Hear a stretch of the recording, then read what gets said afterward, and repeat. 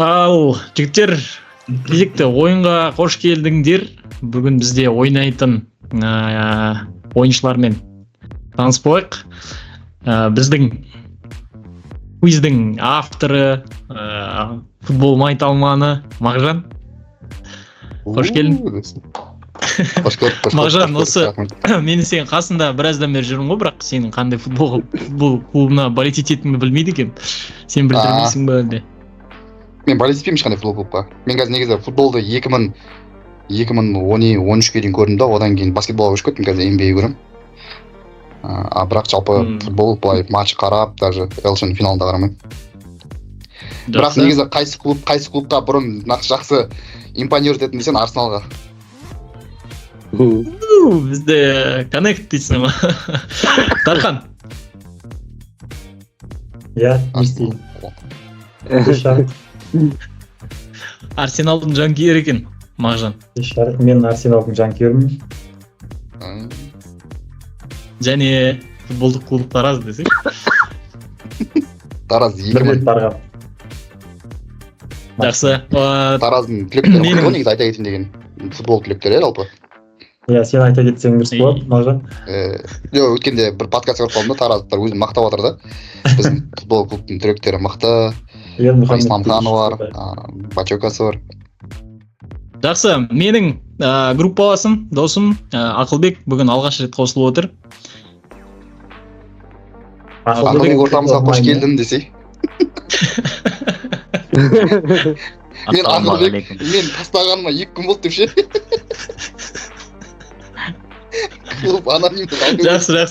Жақсы көңіл-күй.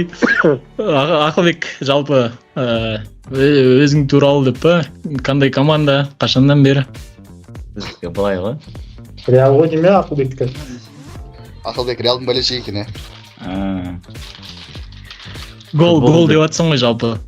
Я футболды жалпы 2007-ден бері ғой деймін, 2006-2007-ден бері қараймыз ғой. Барсаның болельшігіміз содан бері. Жақсы. Келесі. Біздің қонағымыз көптен бері футбол деп сұрап жүрген, қашан болады деп өзі көзге келмейді, бірақ свояқты сұрап жүр. Әділет? Мен Реал ғой, Ақылбек ренжімеш. Бұл жерде Эл Классико көрдік екенбіз ғой. Қазақстанда жаңа ғана Қайратты жылатып жіберген Қайсар. Қош, Қайрат ұтылып қалды ма? Қайсар ұтып алды Қайратты жаңа. Ақтөбе дейсің. Ақылбек, сәлем. Екінші рет сәлем. Эл Классико болады екен бүгін ондай. Бүгін сондай бір қызық ойын болайын деп тұр. Олай болса, енді бар білгендеріңді, күштеріңді, атаға абыройларыңды осы Си-геймді қорғаңдар. Жалпы бірінші кезең амплуа бойынша болады. Қақпашылар, орталық қорғаушылар, қапталдағы қорғаушылар, орталық жартылай қорғаушылар, вингерлер, шабуылдағы жартылай қорғаушылар, саптар, осы кезеңдер бойынша болады. Енді әрқайсысын түсіндіре кетейін. Жалпы түсіндіре кеткенде тақырыптар түсінікті, позициялар. Одан кейін әрбір сұрақтың ішінде әртүрлі, біреуі сурет болуы мүмкін, бұл кім дегендей. Одан кейін тек суреттен бөлек мәтін түрінде де бар, аудио түрінде, видео түрінде де сұрақтар қамтылған. Мағжан? 40. Десе. Орталық қорғаушылар 40. 2000-2001 жылы аралықтарын бұл финдік қорғаушы 87 матчта 1-1 сары қағаз алған жоқ, бірақ көп ұзамай Манчестер Юнайтедқа қарсы ойында алған қызыл карточка қызылдардың 0-4 есебімен жеңілісіне әкелді. Мағжан? Йон Арно Рейс емес па, но? Олай емес. Басқаларында да дәл қазір мүмкіндік бар. Ол Норвег қой, ё-моё, Холланд нескен бұл. Финдік қорғаушы 87 матч. Финдік қорғаушы. Солскjaerден десең де ол Норвег. Финдардан Яскелайнен деген вратарлардан өлесің қаланы. Ох, ё-моё. Жақсы, алмай қалдыңдар. Келесі. Мағжан. Мен ба қазір. Манчестер Юнайтед қақпасына шешуші гол соққан және команданың жаны мен миына айналған 30 миллиондық Зенит командасының 9-дығы. Әділет. Халк. Жоқ, дұрыс емес. Ей, Манчестер қақпасына шешуші гол соққан 30 миллиондық Зенит. Ақылбек. Дани емес па? Дани. Дәл солай. Мигель Дани. Дани 2008-де. Бұл 9 емес қой. Айтқаннан кейін есіме түсті ғой. 2008-де. 2008 погремляктан кейін 2 гол тұрады. Жақсы, келесі. Жақсы, жатыр. Кезек. Ақылбек, өзіңде? Көрик. Ешені. Дәл соққылары мен ғаламат пастарымен көзге түскен және Беларусь құрамасының диспетчеріне айналған бұл футболшы. Мағжан? Клеп. Александр. Үлгермей қалдым ба? Жоқ. Киевтің құрмет тақтасына ілінген және карьерасын аяқтағаннан кейін осында қалып біраз жыл қызмет етті. Шабуылшы, жартылай қорғаушы. Яғни цап қой.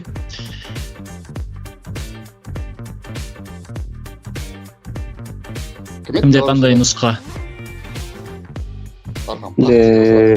Макс Эвонг десең ба? Валентин Белкович. Танитын белдіңдер. Мен таңдайын ба тағы да? Иә, таңдар алдында ұяшықтың атауын айтып жіберсең жақсы болушы еді. Шабуылдаушы, жартылай қорғаушылар 20 деп көрейік. 20 дейді, жақсы. Бразилия құрамасының үміті артар жастарының бірі болды және өз карьерасын Қытайда жалғастырды. Мағжан? Ей, үлгермей қалдым ба? Мағжан не дейді? Естілмей қалды. Оскар. Дәл өзі. Оскар ғой. Құтты болсын. Оскар. Негізінен қандай Гуанчжоу бірдеңе деген клубта ойнады, Иә. Қазірде ойнап жүр. Жоқ, одан емес, әдемі Шанхай болсын, Челсидің. Жақсы, Мағжан, кезек өзінде. 40, осы шабуылды жартылай қорғаушылар 40. Жақсы, суреттегі Олгүмей. Суреттегі кім? Өзбек футболшысы Спартак командасының үстемдігін тоқтатып, Аланияны чемпиондыққа әкелген. Мен нақты білмеймін. Анау Шацких емес па? Жоқ, өзбек. Өзбек Шацких өзбек емес па? шабуылшысының сол аяғы Спартак. Миржалол Қасымов. Жаман екен ат. Неге? Жақсы, кезек өзінде, Мағжан. 50. Кім? Жандос? Жақсы, баса ғой. Барлық жаңа Марадона ішінен түпнұсқаға ең жақыны болды деп жазады. Вольсбург, Портсмунд және Сарагоса сапында ойнаған бұл кім? Ақылбек.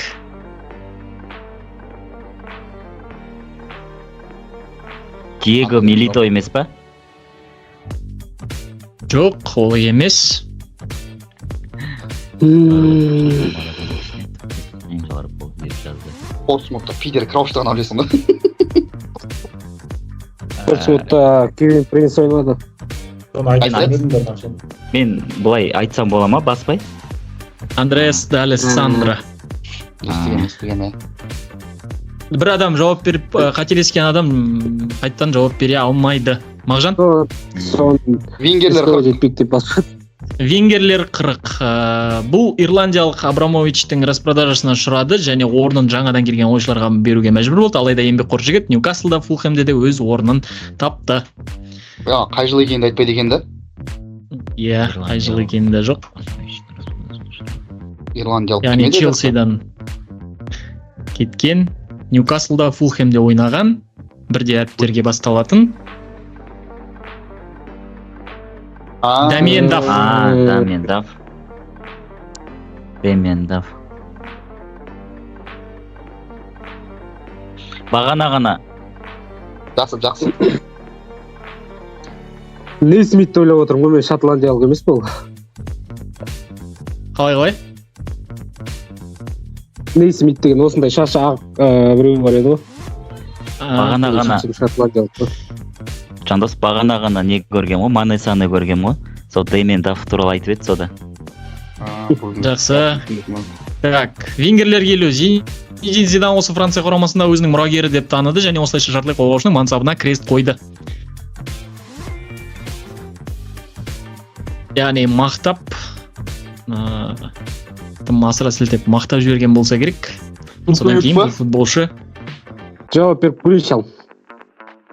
әділет. Бен Арфа. Жоқ, ол емес. Гуркуев точно. Йоан Гуркуев қой, ол емес па? Рам Ротен дейді. Білмейді екем. Білем. Ладно. Просто ойға келмейді ғой. Мағжан? Венгерлер 60 брат. Жақсы, олай болса мына бір видеодағы кім? Осындай бір голды соққан.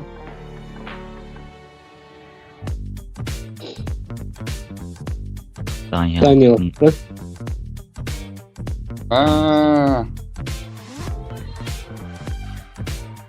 Гол сол аяқпен қапталдан. Лаудруптан басқа білмейміз. Эриксон. Петрич. Еспер Гронкер дейді. Да, мынау, короче, нағыз футболдың майтамандарына арналған не сияқты ғой. Мынау я. Сол. Елуден ары қарай қиындап кетті. Давай. Хави Иеста дегендер. Орталық жартылай қорғаушылар 50. Паоло Мальдини кеткеннен кейін Миланда капитандық белгіні оған тапсырды. Кімге? Мағжан? Неста. Жоқ. Ё-майо. Оған деген қайсысы мынау? Қайтып атып беруге бола ма? Әділет? Жоқ. Әділет? Гатузо. Жоқ. Архан? Зедов. Жоқ. Жауап беруге бола ма тағы? Ақылбек өзің енді. Жоқ, Ақылбек өзің енді не қылып тастасаң. Шепченко деші. Көрдіңіз? Пирло не жақта жүр. Пирло емес па? Пирло мынау жүр ғой. Жаңа қара жігіт тұр ғой, қара жігіт емес па мынау? Дида. Массимо Амбразони. Амбразини. 23-ші номер ойнайды. Минусқа келіп шықтық па бәріміз, е? Амбросса деп айтайын деп отыр едім. Орталық жартылай Жақсы, Мағжан. қорғаушылар 40. Орталық жартылай қорғаушылар 40. Селтик және Астон Вилла командасының жартылай қорғаушысы Христо Стоичтің басқаратын Болгария құрамасында ойнаудан бас тартты. Болгарияда бар, Бербаттан басқа.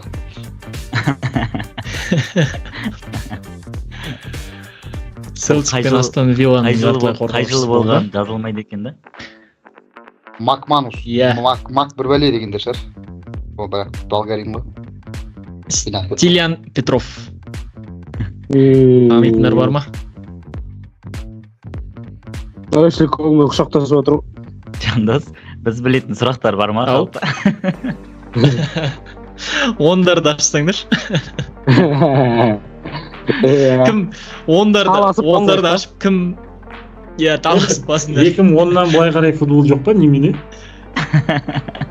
Мынау Петров деген жақсы ойнаған негізі, бірақ оны да ескерту қайда. Жақсы, Мағжан. Қақпашылар 10. Әдемі. Қақпашылар 10. Ал кетті ал. Ой. Дархан. Касилес. Дархан басып қойдың ғой, басып қойдың. Икер Касилес. Пошел ты, Дархан. Ал Дархан. Онда алу керек екен ғой. Недегі өзіңде? Қапталдағы қорғаушылар 20.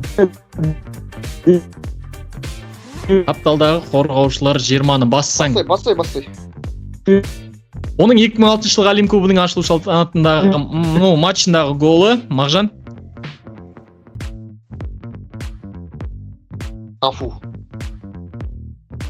Кафу? Иә. Естілмеді Мағжан. Иә, Кафу. Кафу емес. Тағы кімде вариант бар? Дархан? Роберто Карлос. Жоқ, ол емес. Ашылу матчындағы. Бас. Енді бас. Басып атым. Иә. Қателеспесем Филипп Лам сияқты. Молодец, Филипп Лам. Иә, Ашылу Коста-Рикаға матчындағы соққан. Коста-Рикаға. Өте әдемі гол. Иә. Ох, ё-моё. Интернетін таппай қалдым. Үлгермей қалдың ба? Жоқ, өткізіп Үлгермедің, и ойыннан шығып кеттің. қайтып обновить етіп жүрсеңші. Қайтып бересіз. Жауабын берейін деген ғой, ответ деп бассам. Жақсы, Ақылбек, кезек өзіңде, Ақылбек. Жауап не болды? Филипп Лам. Бар. Әділет ойында жоқ қой. Ойында жоқ Әділет, King of Mine таңдасай тезірек. Орталық жартылай қорғаушылар оны. Әділет кіріп үлгерсін да. Бұл орталық хавбек 2022 жылға дейін балғалардың капитаны болды.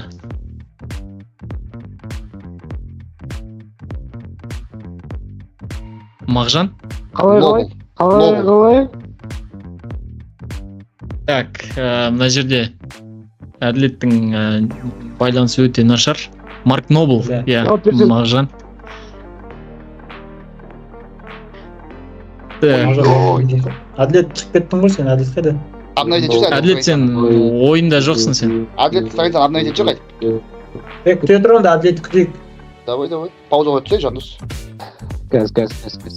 Деклан Райс деп айтайын деп жатыр едім, айтпаған дұрыс болыпты ғой, Деклан Райс бұл 23-ке дейін ғой.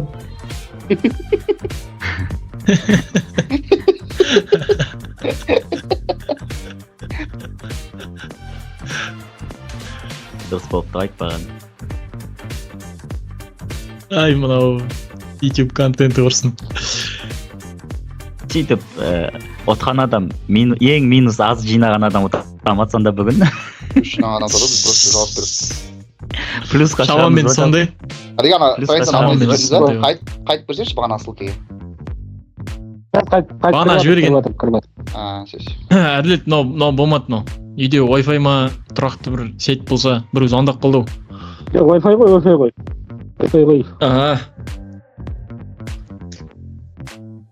Қатып атсың әлі. Жоқ, алдыма. Нормально қолды. Картинканы қатып атыр. Кірді. Давай, кеттік. Жақсы, олай болса ойынымызды әрмен қарай жалғастырамыз. Мағжан, кезек өзіңде. Қазір мына бір видео кетсін. Содан кейін бізге тақырыптар шығатын болады. Кетсін. Жалпы ойын осындай. Әділет, Ақылбек. Түсіндім. Жақсы, ұнап жатыр. Шама? Так, кетпей жатыр, Өзің кетір жүрсей бірдеңе басып па кнопка. Все. Кетті, енді келесі. Давай. Орталық қорғаушылар 60. Орталық қорғаушылар 60. Бұл орталық қорғаушы екі түрлі командамен Спартакты 2 рет 7-1 есебімен тізе бүктірді. Ливерпуль және Зенит сапында. Мағжан? Ловрен. Ай, бәрекелді. Диан Ловрен. Шпіртелден кеттім ғой. Қапталдағы қорғаушылар 60. Суреттегі кім? Понятие не меню. 90 жылдарда ең мықты голландиялық қорғаушылардың бірі Аякс, Барселона, ПСВ клубтарының ойыншысы болды. Овермарк. Ақылбек Барселона дейді. 90 жылдар планда да болмағанбыз. Жорди Кройф. Әділет шығып кетті тағы да. Мишель Рейзигер. Бардың ба қайда қарай салдаш? Жоқсың сен. Мен Wi-Fi-ға ойнамайды. Өзімнің интернетім дұрыс екен. Жаңағы неге? Ойынның ссылкасын қайтадан Әділет қосылды. Жақсы. Кезек Мағжанда. Давай. Әрмен қарай орталық жартылай қорғаушылар 60. Жақсы. Сенегал құрамасымен бірге әлем чемпионатының ширек финалына жетті. Өкінішке қарай 2020 жылдың қарашасында ұзақ аурудан кейін қаза болды. Естіген, бірақ білмеймін. Басты бассаңдар білмейсіңдер. Біліп, минус шығып кетсіңдер деп атты. Мен оғымет. Актердің атымен деймін ба? Папа Бупа Диоп. Диоп. Естімес. Диоп па? Диоп. Ой, налдырды. Пушечка. Омар Маған Сигал пак солға Диоп болды. Недегі? Фильмдегі. Кеттік пе? Кеттік, кезек өзіңде болса керек. Әзірге бізде фаворитті Қақпашылар 60. өзің екен. Қақпашылар 60 дейді. Оны ұзақ уақыт бойы Ювентустың скауттары мен жаттықтырушылары бақылап, Джанлуиджи Буфоннан алмастырады деп сенді. Алайда 2 жыл крест үзілді. Футболға қайта оралды, Ювентусқа да көшті, бірақ Войцехке бәсекелестікті беріп қойды. Дархан? Перин ба? Дәл өзі. Берейін. О, Дархан 0-ге шықты. Құтты болсын, Дархан. Кезек өзіңде. Матча берейін. Дархан? Мен таңдайын ба? Шабуылдаушылар 30. Ал кеттік. Бұл өзбек футболшысы бала кезден Киевтің Динамосы үшін ойнауды армандады. Миланға Шевченконың орнына келді және УПЛ-дағы Мағжан. Шацкий қой? Дәл өзі осы кезде айтасың ғой. Ой, сұрақ жауапты қайталауға бола ма не? Айтылған жоқ қой, бұнда жауап болған жоқ. Бағана айтып Қайталанған жоқ. Бағана Шацкиевті өзі. Шацкиевтен басқа өзбек білмейсің ғой мен. Генрих Төлесін өтірік айтпа. Кімді өлем, Джепаров. Мағжан. Қапталда қорғаушылар 50. Кеттік. Ал 2013 жылғы 33 жастағы тәжірибелік салжақ қорғаушы ретінде ол барлық жастарға үлгі болды. Уругвайға қарсы салған гол әлі күнге дейін әділет. Ох, әділет басып кетті. Мен тынш. Ван Бронхос. Әділет. Giovanni Van Bronckhorst. Иә, Дәл өзі. Giovanni Van Bronckhorst. Бұл бізде 50 ұпай. Әділет. минус. Мағжан өсіп үлгермей қалываттым мен де ше бағанадан бері. Бұл ғой, ё-моё. Уругвай дегенде сразу басып. Айтты пакет қиын деп бағана. 50-ді алып жатыр адамдар. Жақсы, Әділет, кезек өзіңде. Алғашқы таңдау. Мен таңдайтын нем бар ма не? Маған енді осы венгерлар ұнап тұр. 20. Жақсы, ересек футболдағы алғашқы голын 16 жасында Челси қақпасына соқты және жанкүйерлер Тоттенхэмнің оң қапталындағы үстемдігіне үлкен үміт артты. Бірақ Әділет.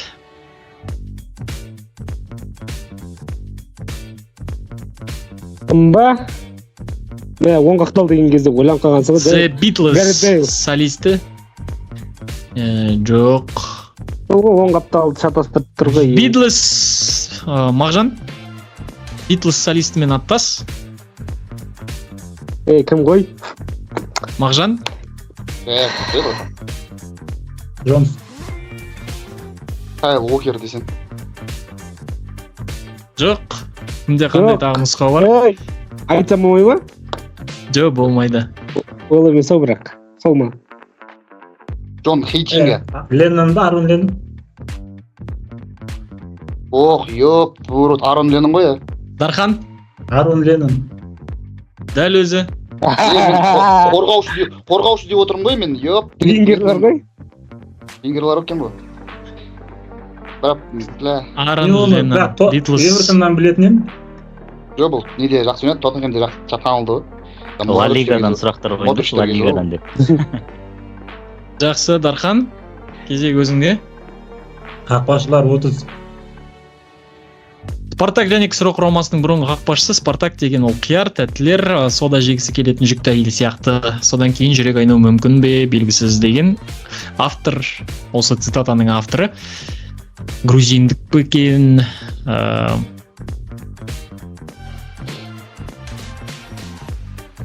Овчинник.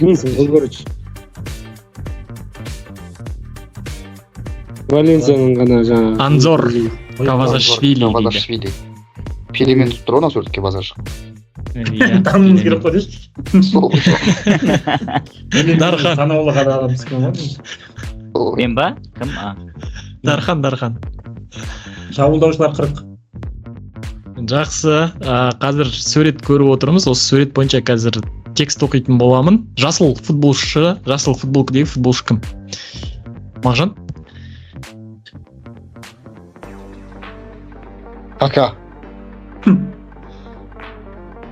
Ем кетті. Жоқ. Кака болса оңай болып Әділет. Әділет. Мынау кім сияқты емес па? Джуниньо Пернамбукану. Жоқ, мынау не ғой? Мексиканың құрамасы ма мынау? Дархан. 12 адам тұр ғой. Мексикалық па не мынау? Мен Пато деп отырмын ғой. Пато қабылданбайды. Негізі сурет әйгілі. Басқа сборный 12 адам тұр ғой мына жерде. Иә. Емес па? Декуға ұқсайды екен. Муньос. Жалпы қарсылас командадан келіп осыған қосылып суретке түсіп алған шабуылдаушы Пуйол мен мексикалық Рональдиньо екен. сияқты ма? Марсело Морено. Қазір деп жоқ па бұл қазір? Дархан, кезек өзіңде. Капиталда қорғаушылар 40. 19 жылы Интер командасын Чемпиондар лигасынан шығарды. Неразури бірден оны өз қапталына сатып алды. Нәтижесінде 11 жыл Мағжан.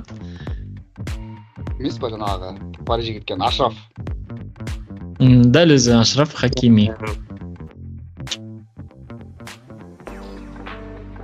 Жақсы. Мағжан? Орталық қорғаушылар 50. Вольсбург пен Туриндік Ювентусқа 300 мың евроға ауысып, итальяндық команданың қабырғасына айналды деуге болады. Вольсбургтен Туриндік Ювентусқа 300 мың евроға ауысқан. Пануччи ма? Әлде қайсысы? Вольсбургтен кейін. Білмейсің ғой ана. Орталық қорғаушылар ма? Орталық қорғаушылар. Рисковать етпей қоямыз. Лекштайгер. Андре Бардзели. Бардали, иә. Барзали, иә.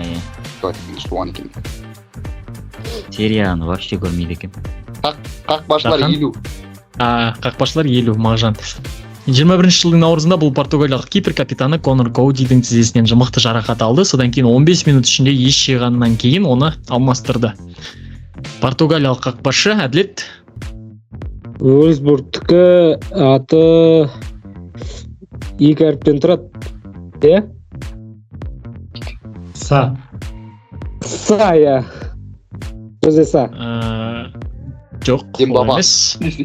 Португалиялық кипр капитаны 2021 жылы 15 минут алаңда жатқан. Артур Сильва ма? Кім еді? Андрес Сильва ма? Жалпы португалиялық қақпашы танымалдардың ішінде мен осыны ғана таниды екен. Рой Патрисио. Рой Патрисио, иә. Оңай болды. Мағжан, Шабуылдаушылар 50. қазір тексті оқимын. Иә. Иә, футболшыны атаңыз екен. Макси Лопес. Жоқ. Габриэль Хайнц. Габриэль Хайнцеге келеді, бірақ қатты ұқсамайды ғой. Қатты ұқсамайды просто.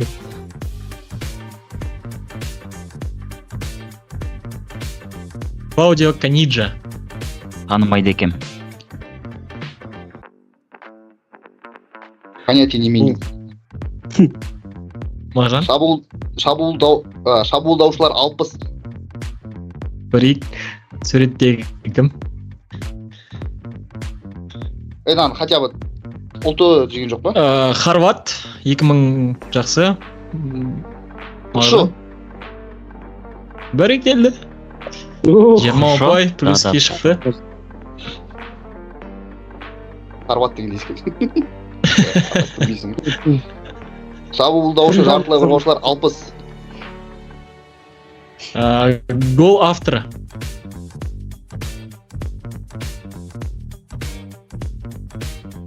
Ой, мен Ақылбек. Барсамен шатастырып алғансың.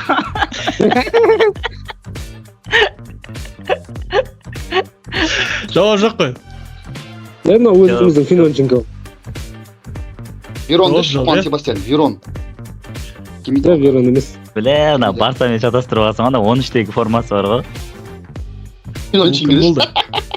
Армян басында сияқты. Түрік қой мынау. Иньеста дейін Колер. Дұрыс айтады Дархан. Түрік. Оң жақ астында Галатасарай тұр дейсің, Дархан. Алтын топ. Жоқ. Алдында. Дархан кесте қосып шақырмаймыз ба? Әділет. Ақан Чукур. Жоқ. Жоқ. Бұл бір болса Хасан Шаш болады.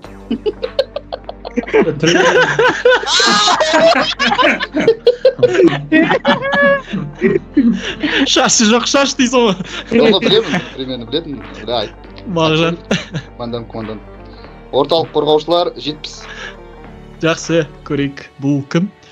Қазір уақыт жүрген кезде баса аласыңдар. Red Bull Зальцбург. Әзірге. Мәскеудегі аңыздар кубогында жиі кездеседі. Шалька 04, Бавария аңызы. Ой, мынау бойы кішкентай бәле ғой, кім еді анау? Әділет. Олич емес е? Ау, Ой, жоқ, ол емес. Мынау Саттым көрінуші.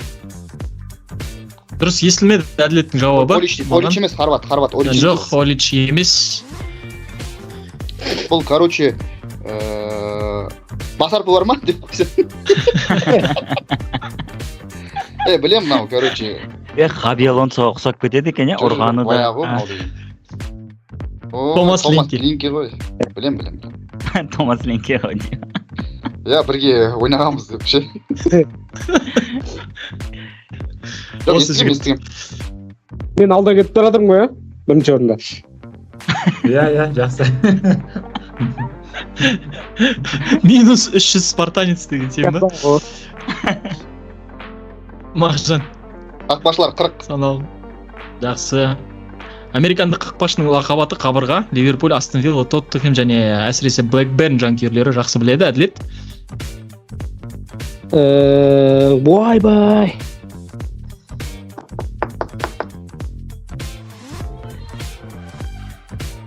Әділет санаулы секундтарың бір. Сақалды тақырбас. Ай, есіме түсе. Уақыт аяқталды. Жоқ. Келесі. Кім басады? Мағжан. Ховард. Мен бағана Иә, Тим. Жоқ. Дұрыс емес. Тим. Ховард емес. Дархан? Мен жауап берейін деп отырмын ба не? Жоқ. Бассаң жауап бер. Американдық қақпашының лақабаты қабырға. Ливерпуль, Астон Вилла, Тоттенхэм сапында ойнаған.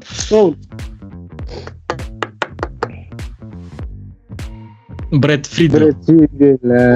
Білмейді екен. Австралиян кемес пана Фридл деген. Американдық болып тұр ғой.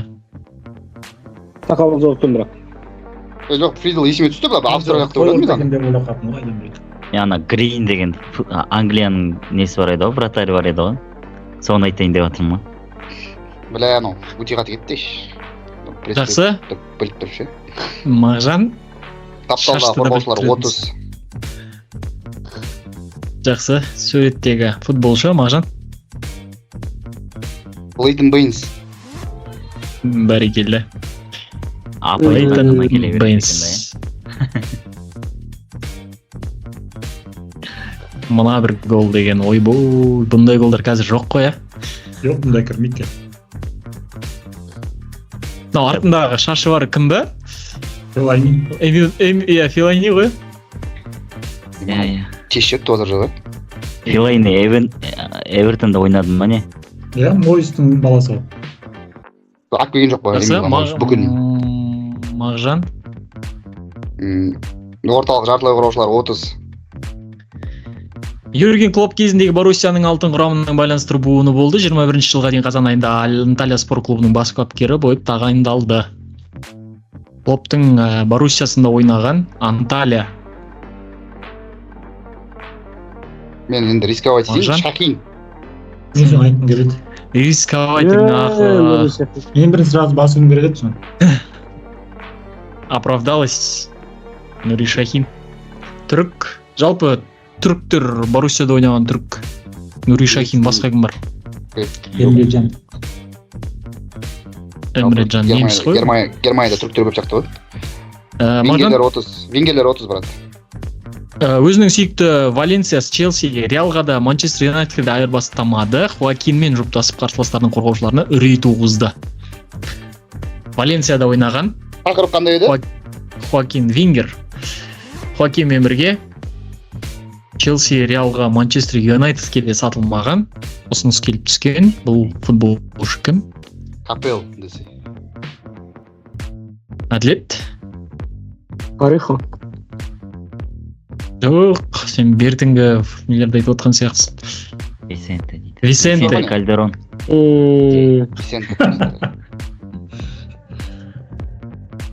Висенте. Өте жақсы сұрақ негізі. Білу керек еді Висенте. Флакен дегенге бити сөйлеп кеттім. Мағжан? Қақпашылар 20. Курорттық тегі бар бұл неміс қақпашысы Бундестим бірінші нөмірге басты үміткер болып саналды, бірақ Мануэль Нойер алдын орап кетті. Курорт деген лақабаты бар. Мағжан? Рене Адлер. Дәл өзі. Ақылбек Штеген деп айтқысы келді деп па? Мағжан? Шотамен. Орталық қорғаушылар 20. Жауап бере алмай отырмын. Бұл клуб көп жалға орталық қорғаушы позициясын жауып тастады. Корольдік клуб үшін үлкен капитан Бубу 15 маусымда ойнады. Біз кім туралы айтып отырмыз? Мағжан? Пепе. Ой, грубейші. Жоқ, Бубу деген кім? Үлкен капитан. Ақылбек. Марсело емес па? Ла Лига дедің, Ла Лига, пожалуйста, ол емес. Әділет. Еро. Әділет бассаң. Фернандо Иеро. Еро. Дәл өзі. Неге Бубу деп тұрсың? Фернандо Иеро. Лақабаты Бубу? Бля, білмейді. Лақабат болып тұр осындай. Бұның лақабатын білмейді екенміш. Бубу дегенге Пепені алмастырды ма дегенім ғой. X Куиздан қалқаған ба? Атақты легендасы Иеро ғой, соглас. Так, бізде Мен ба? 10 секунд. Мен таңдайтын кезде есі дегенсіңдер.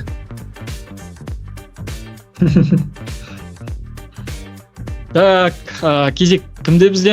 Әділетте екен, е? Әділет, жақсы. Венгерлар 10. Севильядан келген ол өзінің оң қанатына адал бірнеше маусым Манчестер Сити сапында. Әділет. Давид Сильва. Жоқ. Ответ, мен. Мен, екінші мен бастым. Дархан. Навас. Екінші мен басып едім ғой. Жоқ, жалпы ана уақыттың жүрген күтіндер жігіттер. Давай. Жандағы. Дархан, кезек өзіңде. Орталық жартылай қорғаушылар 20. Жақсы, суреттегі кім? Қазір міне уақыт жан-жағында ақ тұр ғой. Сол жүріп бастайды, сол кезде міне бас аласындар. Тазбас, Даниэл Селтик, Эвертон және Галактикс құрамында өнер көрсетті.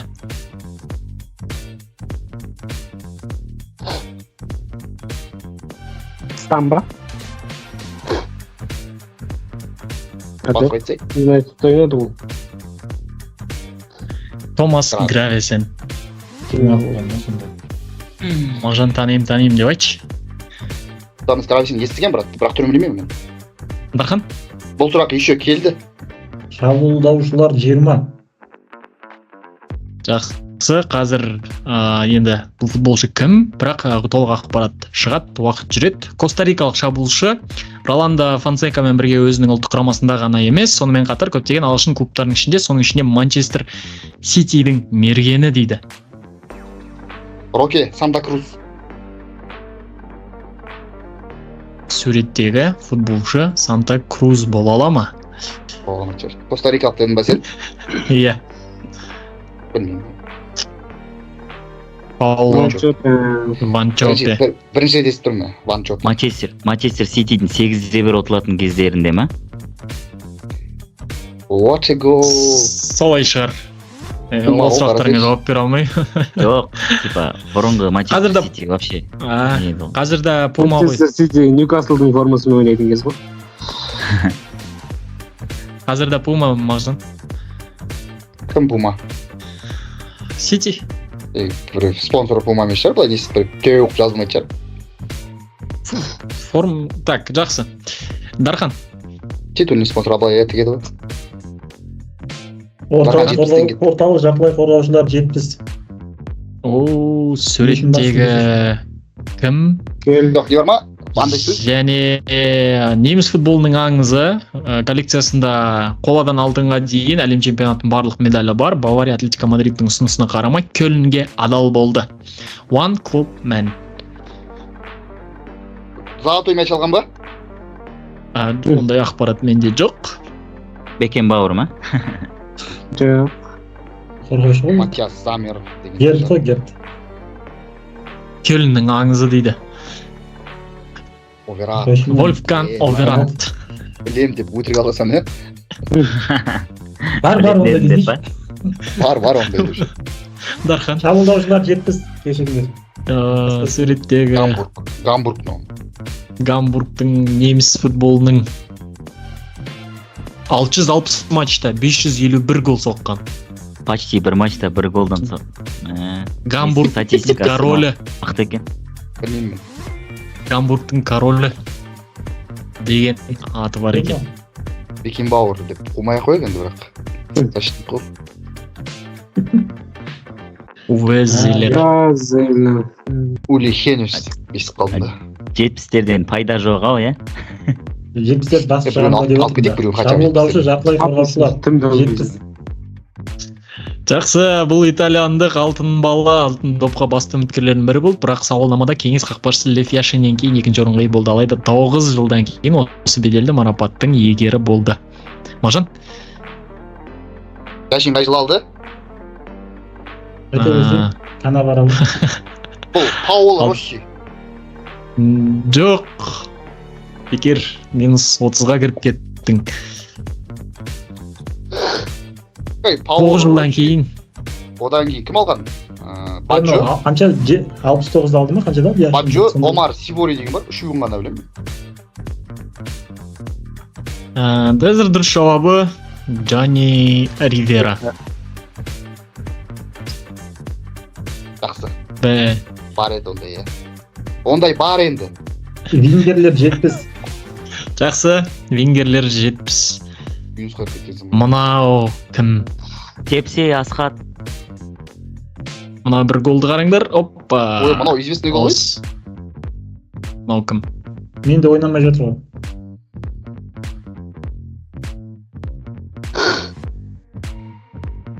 Қазір уақыт жүреді. Жан-жағын қарап отырсаңдар. Жоқ, қандай не болмай ма, мына жақта ойнаған деп. Жоқ, ешқандай. Гол түрін голын Видео жоқ қой көрсетіп мына жерде, видео болып отырған сен жерде. Миланда ойнаған көрініп тұр формасынан. Миланда Бомбастың ойнаған, сен қателесен ба деп тұрмын да. Байер де ойнаған шығар. Или Байер ма мынау? Байер ғой, Байер. Кім Неміс. Ла Лиганың командасы сияқты ма? Германия ма? Берн Шнайдер. Байер екен ғой. Ой, ё-моё. Жетпісін біреуін Ахан? алмадық қой, ё-моё. Жалпы 70. Жалпы 70 70. қымбаттап кетті. Қапылда қорғаушылар 70. Жақсы. Милан мен Удинезе үшін өнер көрсетуімен танымал бұл чех өз заманының ең талантты сол қапталды футболшылардың бірі болды. Ал бірнеше жылдан кейін оның Севилья қақпасына голын Штефан Лихштейн қайталады.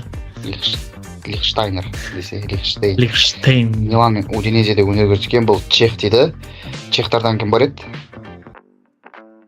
Патрик Бергер. Лихштейн. О, Марек Янкуловский. Янкуловский. Алуға болатын сұрақ еді ғой, мынау, жігіттер. Иә. Болатын еді. Чех, Болатын еді, Милан болатын десе, еді. ё-моё, Янкуловский ғой негізі, дұрыс. 18 номермен жүретін еді. Дархан орыс деп қойды, вообще орыс деп қойды. Жақсы, Дархан, ал таласыңдар ол. Хантал 70 апай. бітті ма сонда? Бітті. Жетістер бітті. Десятка камри Орталық алды. қорғаушылар 10. Ал суреттегі басуға дайын болдыр, қазір уақыт жүреді. Гай Ричидің фильміне түскен бұл фильм солтүстік Лондоннан қарсыласының ауысуы сияқты қызық болды дейді. Ақылбек. Сұрақты футболисттің атын айту керек па? Суреттегі оң жақта Гай Ричидің Большой куш фильміне түскен футболшы, иә. Сол Оң жақта Кэмпбелл. тұрған. Бәрекелді. Сол Кэмпбелл. Алматыға келіп еді өткенде. Ой, ұзақ сұрақ. Малуда жүрмеді, кім жүрді өткенде? Иә. Иә, Алдында сол Малуда келді. жүрген. Анау балаларды соған кіргізіп отыр еді ғой. Ақылбек таңдай ғой, екі ұяшық таңдай ғой. Шабуылдаушылар 10. Жақсы, басуға дайын болыңдар. Мағжан? Анелика. Ей, жоқ. Білі қателесіп кеттік пе не? Ақылбек? Бұл анау қателеспесем Джерардтан допталып кетіп гол салған футболист емес па? Дембаба? Бәрі келді, Дембаба. Ана қолғап кейінге Анелика деп сразу басталған ғой ше. Және соңғы сұрақ, таңдамай қойсаң да болады. Оның 2019 жылы Барселонаға қарсы жартылай финалдық кездесуінде тапқырлығы барлық футбол әуесқойларын тамсандырып, Каталония командасының жанкүйерлерін қапы қалдырды. Мағжан? Тренд. Тренд те ғой бұл әлі. Тренд. Бәрекелді, осымен бірінші кезең аяқталды. Бізде көш басында Мағжан, одан кейін Дархан, Ақылбек. Көш басында. Соңғы, иә. Соңғы орында Әділет. Және екінші кезең 3 тақырыптан тұрады. Репутация футбол клубының атауында және халық қаһарманы. Бұл жерде халық қаһарманы деп отырғаны сол ұлттың атаңызға айналған футболшылары. Репутация, яғни футболдан тыс қандай да бір жағымды, жағымсыз репутацияға ие футболшылар. Футбол клубының атауында өте, мысалы, Йохан Кройф деген сияқты Барселонамен байланыстыратын футболшылар болса керек. Осындай 3 тақырып. Бұл бізде екінші кезең. Опай? Ой. Өзгермей қалған ғой. Ол жерде ойнатпаймыз ау. Таңдамайсыңдар ғой. Әділет Хорошо. Так, жақсы. Олай болса. Әділет, кезек өзіңде. 1200 таңдауға бола ма? Жоқ. 1200-ге тиіспейміз. Футбол клубының атауындай 30. Фредди Меркьюри және Монсеррат Кабеля каталондық клубпен аталады. Бұл тақырып, иә. Мынау Фредди Меркьюри мен Монсерраттың бір шығармасы, бір клубпен, каталондық клубпен аталады. Дархан? Испаньол. Жоқ. Әділет? Жирона. Жоқ. Барселона. Барса дейсің. Ақылбек? Барса? Иә. Мына нені дұрыс айтпап. Мына кезеңді, мына тақырыпты ұмытып қалыппын, дұрыс айтпаппын. Бұл тақырыпта осындай бір шығармалар, бірдеңелер бір футбол клубтың атауындай. Жігіттер, рахмет. Бәрін біліп шыққа басқа. Так, Ақылбек? Репутация 20 деп көрейік. Жақсы. Ол әуедегі доптарға жақсы таласатын және айып топтарын тебетін француз плеймейкерінің әпкесіне сөз айтып таяқ жеп қалғаны бар. Ақылбек? Так, Мертезакер меді? Иә, сол. Мертезакер, иә? Француз плеймейкерінің әпкесіне. Әділет? Қандай еді? Матерат. Матерат. Мертезакер деп қала.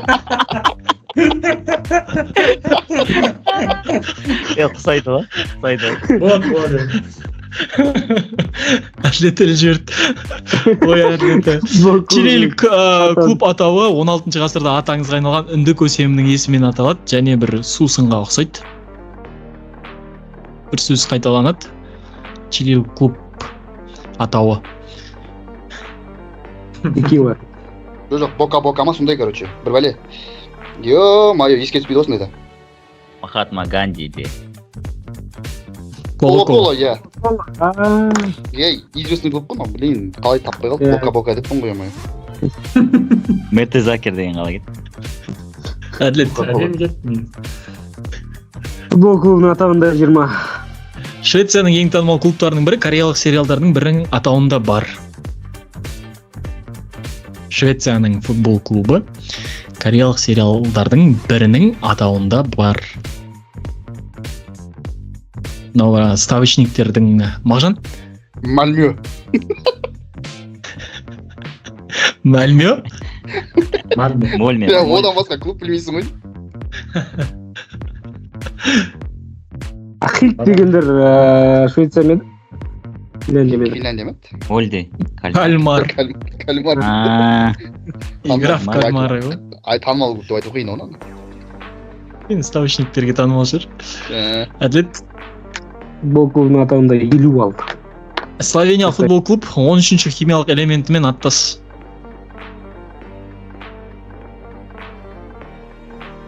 Купрум.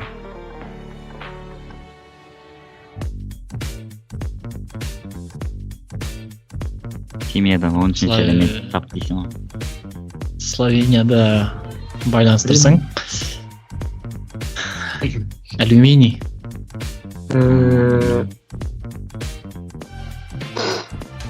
Қиын. Әділет Халық қаһарманы футбол клубының атауында оны. бұл қару-жарақ пен оқ-дәрілерді сақтауға, жөндеуге және жинауға, есепке алуға, әскерлерге беруге арналған әскери мекеменің атауы. Әділет Арсенал. бәрекелді. Өкінішке қарай тек 10 болып тұрды. 360 беретін бар ма бірден? 1200. Жақсы, әрі. Таңдауымен ма 1200-ді? Ең соңынан қарастырайық. Негізі таңдауға болмайды. Халық қаһарманы 30. Аргентиналықтарға қарсы 1-8 финалда драмалық матчта бұл шабуылшы керемет гол доп соқты, ал ағылшын жанкері оны ұлттық қаһарман дәрежесіне көтерді. Ескі болып тұр ғой да. Аргентиналықтарға қарсы 1-8 финалда Обичар. шабуылшы керемет гол соқты дейді. Базби. Ойбу, 30 Майкл Оуэн. 1-8. Амбра екен. Золотой бала деп айтпадың ба хотя бы? Әділет. Дегендегі халық қаһарманы 20. Мен оны Монакода алғаш рет көрген есімде, ол аздап жоғалғандай адамдай көрінді, оны ешкім танымады, футболшы ретінде қабылдамады. Содан кейін 95 жылы әлемдегі ең мықты ойыншы атанды және бүгінде президент болды. Мағжан? Вея. Иә, Джордж Вея. Жаңағы сөзді айтқан Арсен Венгер деймін. Иә, Арсен Венгер. Халық қаһарманы Мағжан. 70. Жақсы. Суреттегі футболшы. Пеленің досы ғой мына. 2000 жылы халықаралық футбол тарихы және статистика федерациясы оны оңтүстік Американың үздік ойыншыларының рейтингісінде 17-ші орынға қойды. Ал футболшы королі Перу жігітін өзінің мұрагері деді. Пеле бұл жігітті өзінің мұрагері деді. Перулық.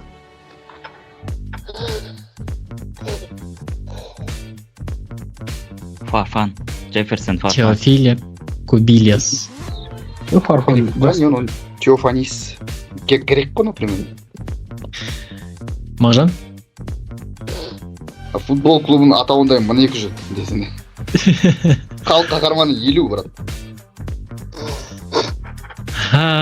Ал мына суреттегі Барселоналық Европадағы ең үздік футболшы атағын жеңіп алған жалғыз даниялық Лаудруп емес. Мағжан? Алан Симонсон. Дәл өзі Алан Симонсон. Мынандай футболистерді қайдан білесіңдер? Мағжан? Халық қаһарманы 40. Оның сүйікті тәсілі допты екі аяқтың арасына лақтыру, сол үшін туннель шебері деген лақап атқа ие болды. 1961 жылы Сампродиямен өткен матчта ол қақпашын айналып өтіп, содан кейін қорғаушы оның жүгірген күтті. Кейін оны айналып өтіп, содан кейін ғана қақпаны гол соқты. 60 жылдардағы Марадона деген лақап аты бар. Қай елдік екенін айту. Нені? Самдория болса Италия болып тұр ғой примерно. Басқа Қақпашы болса қиындау. Тархан? Қақпашы ма? Ди Стефано. Ау? Бір адам өзі Ди Стефано. Ондай жоқ па? Стефано ма? Ол ерте емес па одан? Омар Сибори. Сибори. Мен ан білетім, по идее. мынау алтын доп алған ғой, Аргентина алып қой негізі. Мағжан? 60. Ойбой. Анау. Мынаны Постегенде бірден бас жосек бола ма? Австралияның анш шлюзінен кейін бұл капитан Вундертим Z символикасы ойында үзілді кесіліп бас тартты. 1939 жылы жұмбақ өлімін көптеген австралиялықтар үшін әлі күнге дейін жұмбақ. Я пас-пас салса, пас-пас салса, о сұрақтың жауабын бәріміз бірден көреміз, бірақ ойлануға бар жоғы 20 секунд. Басайық, пасты басайық. Матиас Тинделар. Бірінші десті. Контелар дегенге ұқсайды екен. Мен сөйтіп ұқсатып отыра берсейші. Мағжан? Репутация 30. Жақсы, көрейік. Қат қалды. Атып қалды, я. Барлықтарында ма? Шат шария қазір. Бәрінікі қат қалды ма? Бәрінікі атып қалды. Бәрінікі қат қалды ма? Бәрінікі қат қалды ма? Томас Тухель айттың ба? Білдіреді, Томас Тухель. Білетін ғой мынаны. Танымыз ғой? Ондай болып тұрады кейде. 40 репутация. Саддам лақап атымен танымал, жоғары интенсивті жаттығуларды жақсы көретін қатыгез бапкер. Мағжан? Конте. Жоқ. Саддам деген лақап аты бар. Қатыгез жоғары интенсивті Конте ғой. Саддам дейді. Контен Саддам демейді жар, бірақ. Хусейн. Блядь, кім еді? Раньери ғой. Неге Саддам деген екен, Капелло. Феликс Магат. Вольсбургтың несін, анау неміс қой, анау. Вольсбургтың тренері ғой. Анау кезіндегі, Джекалар кезіндегі тренер ғой. Мағжан. Репутация 50. Бұл түрік форвардына жанкүйерлер арасында екі көзқарас бар. Біріншісі оның құрамындағы жетістіктеріне риза, екінші жағынан барлық түрік топ клубтарында ойнап үлгергені және еш жерде тұрақты ойнамаған үшін жанкүйерлерге ұнамайды. 35 жасында алғаш рет Европада ойнады және француздық Лиль. Ақылбек. Илмаз Бурак. Бурак Илмаз. Жақсы. Бурак Ущевист. Раз в год стреляет палка, но минус 70 жақсы. Так. Ақылбек. Репутация 60 деп көрейік. Репутация 60. О, басып үлгеріңдер. Ақылбек. Луис Филиппе ме де? Толық атасаң уақытың бар. Қазір мен жоқ деймін. Жоқ, Луис қандай еді? Болды, уақытың аяқталды, әділет. Филиппе Луис. Филиппе Луис? Жоқ. Жоқ. Ашын қысқартқан кезіміз. Миранда. Жоқ. Жоқ. Дархан, Айтам мен ба? Жоқ. Ешкімден. Дархан ғана қалды. Шалкедегі ма, кім мынау? Бразилиядағы.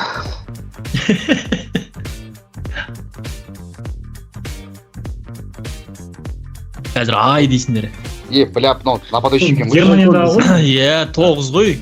Мен айтайыншы? Луис Ой, Фабиан. жоқ, тігідік. Бәсе, Луис Фабиан. Айтты, Луис таптың ғой, жарты сіздерге болмай ма? Филиппе деп тұрсың ғой. Мен Филиппе деген Луис. Жас бала емес па? Репутация Не зафиг. Репутация 70. Денесінде көптеген татуировкасы бар бұл словак футболшысы қорықпайтын және жанқияр ойыншы деген беделге ие. Оның қолында құмарлық, күш, үміт деген ұран бар. Мағжан? Гамшик. Жоқ. Бля, минусқа кетті. Әдем.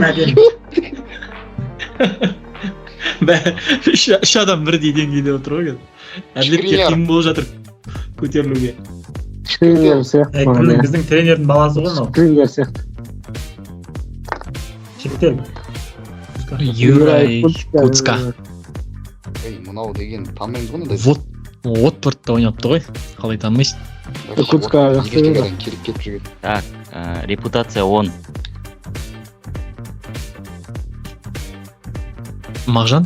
Винни Джонс. Сол ма? Басын бермейді. Иә. Дарханға жетіп алғансың ба? Мына екі таңдаймын ба, таңдамаймын ба? Жоқ. 20 ғасырдың осы ұлы солтүстік ирландиялық футболшысы қайтқаннан кейін араға 15 жыл салып Марадона сол күні көз жұмды. То есть Марадонамен қайтыс болған күні бір солтүстік ирландиялық 20 ғасырдағы футболшы. Оның қауысында жүріп қоямын. Ақылбек.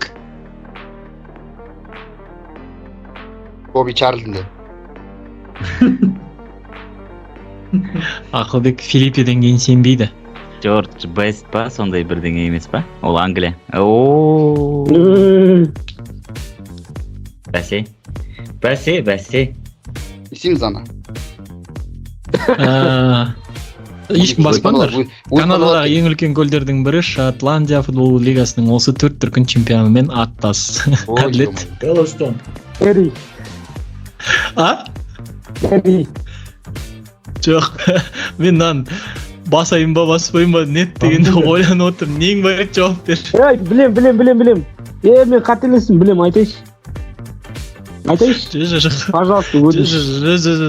Шатасып кеттім, айтайыншы. Нан не істеуге болады? Нан X-ті басып тастасам ешкімдікі ойнатып, ой, бәрібір кетеді екенсің. 1620. Жауап берейін ба? Әдем. Жауап берейін ба? Жауап берсем бағанағы минусқа қайтам 1200 қайтарам ба? Жоқ, қайтармайсың. Қайтарайыншы. О, кім басты? Өзің бастың ба? Кім басты? Ливингстон. Абердин ба? Қандай еді? Минус қанша еді? Әділет? Минус 420. 420. Мына 200 деді ғой, Қолмен қайтарып бола ма? Қайтарып берсем өлге дейін. Білдіртпей ма? Аздап. Жаймен орайбызы. 130 болып тұрса ка. Ералаштікі бәлекет. Қалма не ол? Бұлар Суперлигада ұшпайтын түсінікті болды. Осылай барып жүркен ғой Айнұрға. Ақсай асқат сияқты ма еге? Бәрін жинап атыр олар Суперлигаға же. Пачкасымен. Дұрыс емес, оны что-то ұйымдастыру бар. Так, жақсы. Үшінші, соңғы кезең келіп жеттік.